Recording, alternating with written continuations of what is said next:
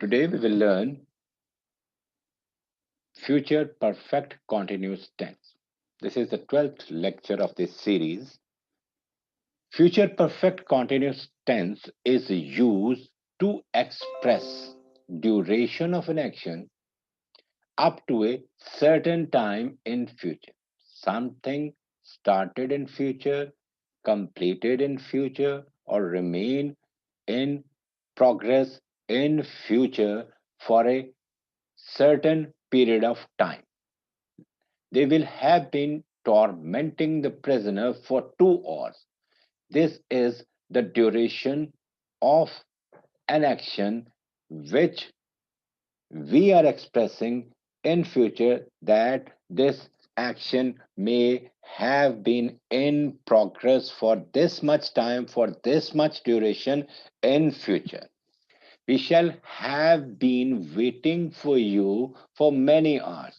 This is a limit of time, and we are expressing this limit in future. Something started in future for a certain duration of time and remain in progress for that duration. So for these kind of expression which have a certain duration of an action in future, we use future perfect continuous tense. Now, how we construct sentences in future perfect continuous tense? We use will have been along with first form of the verb with ing. We use shall have been plus first form of the verb with ing with I and we, personal pronoun I and we, or first person pronoun, and with all other pronouns and nouns we use will. He will have been completing his work for 2 hours. For negative expression, we use not and it is placed after will and before have. He will not have been completing his work for 2 hours. To construct interrogative sentence, we place will at the start of the sentence or before the subject, and then will he have been completing his work for 2 hours. If we want to construct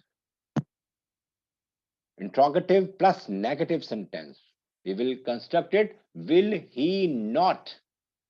Will he not? We will place not after the subject. She will have been serving the nation sincerely. She will not have been serving the nation sincerely. Will she have been serving the nation sincerely?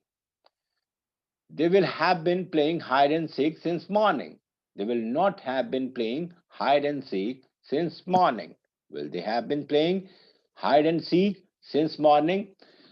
Like present perfect continuous and past perfect continuous, we do not have any option for singular and plural.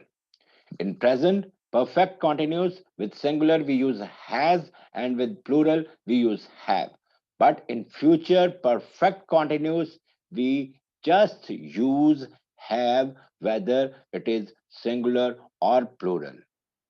We don't have any choice in future perfect continuous tense. Thank you very much for watching.